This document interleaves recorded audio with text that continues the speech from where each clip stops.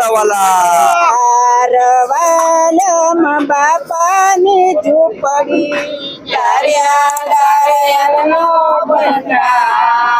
વાલમ બાપા એ જ્યારે દેહ છોડી અને સ્વર્ગે સીધાવ્યા ત્યાર પછી એમના સેવકોએ પરંપરાગત રામ રોટી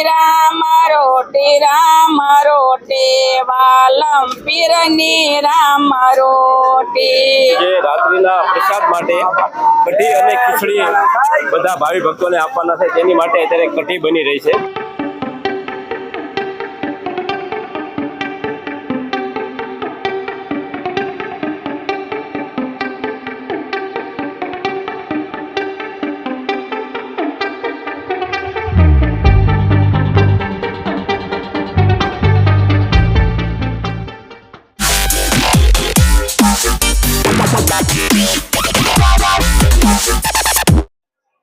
નમસ્કાર મિત્રો, સ્વાગત છે તમારું અમારી ચેનલ લોહમ ટ્રાવેલમાં. તો મિત્રો, હાલ મહાશિવરાત્રી નિમિત્તે ભવનાથ તળેટીની અંદર ભવ્યથી અતિ ભવ્ય મેળો યોજાઈ રહ્યો છે, જેમાંથી પરમ પૂજ્ય સંત શિરોમણી શ્રી વાલમપીર બાપાનો અન્નક્ષેત્ર લાવવામાં આવે છે. તો આજે આપણે તેમની સંપૂર્ણ જાણકારી મેળવશું. તો જોડાઈ રહેજો વિડીયોમાં અને વિડીયોને પૂરેપૂરો જોજો, જેથી તમને એક ભવનાથ તળેટીની અંદર એક સરસ મજાનું જે અન્નક્ષેત્ર પૂજ્ય વાલમપીર બાબાનું ચાલી રહ્યું છે તે નિહાળવા મળે.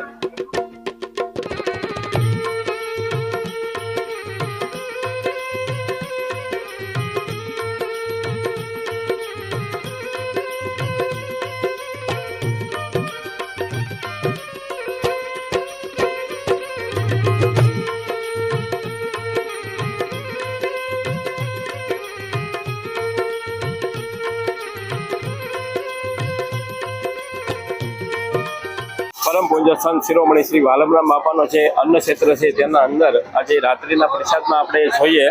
આ પ્રસાદ છે, ગાંઠિયા છે, લાઈવ પૂરી છે, લાઈવ ગરમા ગરમ રોટલા છે, ઢોકળા છે, મિક્સ સબ્જી છે, સલાડ છે, દેશી ખીચડી છે, કઢી છે અને છાશ છે.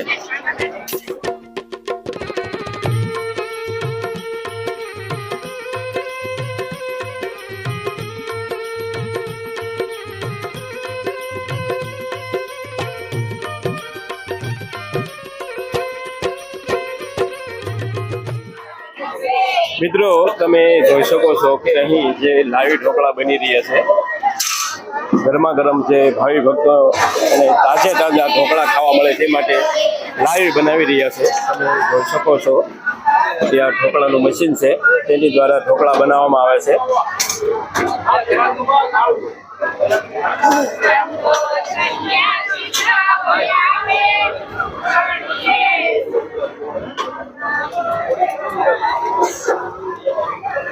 આ રીતે મશીનની અંદર એને નાખવામાં આવે છે. તો મિત્રો, તમે જોઈ શકો છો કે અહીં સરસ મજાની જે રાત્રિના પ્રસાદ માટે કઢી અને ખીચડી બધા ભાવિ ભક્તોને આપવાના છે તેની માટે અત્યારે કઢી બની રહી છે. તમે લાઈવ જોઈ શકો છો કે ગરમા ગરમ અત્યારે કઢી બની રહી છે.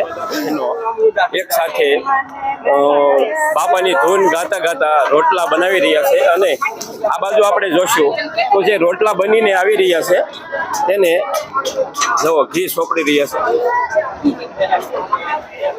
આ માતાઓ દ્વારા જુઓ ઘી પણ લગાડી દેવામાં આવે છે.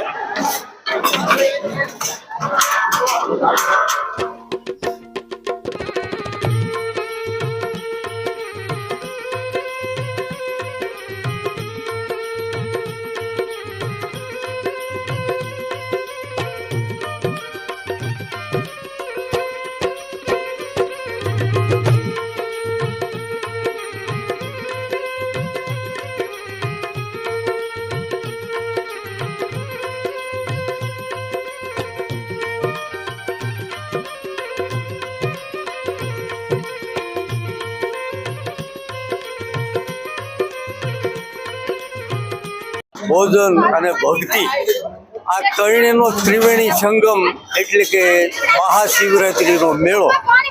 મહાશિવરાત્રિનો મેળામાં વાલમરામ બાપા જ્યારે હયાત હતા ત્યારથી પરંપરાગત ઉતારો એ દર શિવરાત્રિએ લઈને આવતા.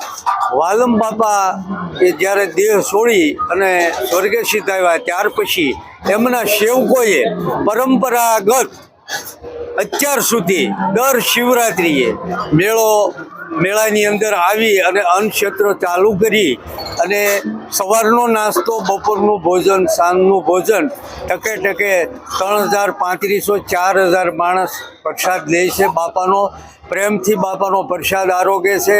અને વાલમરામ બાપાના સેવક સમુદાયના સેવકો જે ઉતારાની અંદર સેવા આપે છે યથાવત પોતાની શક્તિ પ્રમાણે પૂરી હોશથી, પૂરા ઉત્સાહથી, પૂરા ઉમંગથી બાપાના ઉતારામાં 10 દિવસ સુધી આવી અને સેવાનો લાભ આપે છે. ખૂબ ખૂબ ધન્યવાદ આ બધા સેવકોને, ખૂબ ખૂબ ધન્યવાદ એમના માતા પિતાને કે એમને આવો એક ઉત્સાહ, આવો એક ઉમંગ, આવો એક ભક્તિનો માર્ગ જે બતાવ્યો છે. અને વાલમ બાપાના ચરણોમાં એટલી પ્રાર્થના કે કાયમના માટે પરંપરાગત આ યથાવત ચાલુ રહે એવી વાલમ બાપાના ચરણોમાં પ્રાર્થના. જય વાલમ. તો મિત્રો તમે જોઈ શકો છો કે પૂજ્ય બાપાના જે ઉતારે તમે જોઈ શકો છો કે કેટલી સ્વચ્છતા જાળવવામાં આવે છે. કોઈ પણ ભાવિક જમીને ગયું હોય અને ત્યાં કાંઈ પણ અન્નનો દાણો વેરાણો હોય તો આ રીતે સાફ કરવામાં આવે છે. તમે જોઈ શકો છો અને તમે જોશો તો તમને કોઈ જગ્યાએ પણ એ કચરું પણ નહીં જોવા મળે અને એકદમ સ્વસ્થ રીતે જમાડવામાં આવે છે બધાને ભાવથી અને પ્રેમથી. અને બધાને પ્રેમથી પંગત ઉપર બેસાડી અને રોટી રામ રોટી વાલમ પીરની રામ રોટી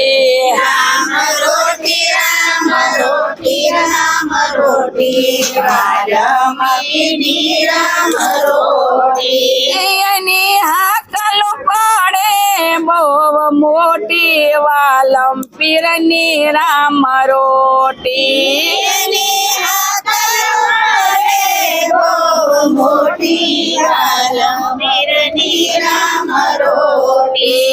રામ રોટી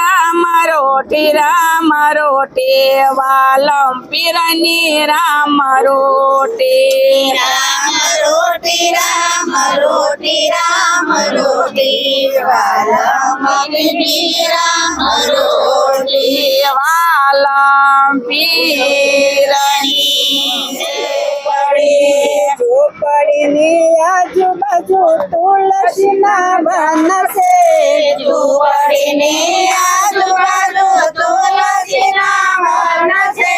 પવન આવે ને લડી જાય વાલમ બાપાની ઝૂંપડી. પવન આવે ને લડી જાય વાલમ બાપાની ઝૂંપડી. દરિયાનો ભંડાર વાલમ બાપાની ઝૂંપડી. દરિયાનો ભંડાર વાલમ બાપાની ઝૂંપડી. લીલા લીલા ઘાસ ગાય માતાને નિરાય છે. લીલા લીલા ઘાસ ગાય માતાને નિરાય છે. પ્રેમના પાણીડા પવાય વાલમ બાપાની ઝૂંપડી. પ્રેમના પાણીડા પવાય વાલમ બાપાની ઝૂંપડી. તો મિત્રો આજે આપણે જુનાગઢ મુકામે પરમ પૂજ્ય સંત શિરોમણી શ્રી વાલમરામ બાપાનો જે અન્નક્ષેત્ર ચાલી રહ્યું છે તેની અંદર આપણે સંપૂર્ણ જાણકારી મેળવીએ છીએ. તો તમને કેવો લાગ્યો આ વિડીયો કોમેન્ટ કરીને જરૂર બતાવજો અને કોમેન્ટમાં તમારો અભિપ્રાય પણ આપજો. અને આ વિડીયો તમને પસંદ આવે તો વિડીયોને લાઈક જરૂર કરજો અને કોમેન્ટમાં જય વાલમપીર બાપા પણ જરૂર લખજો. અને તમે ચેનલમાં નવા હો તો ચેનલને સબસ્ક્રાઈબ પણ કરી લેજો જેથી તમને અમારા આવનારા વિડીયો સૌથી પહેલાં જોવા મળે.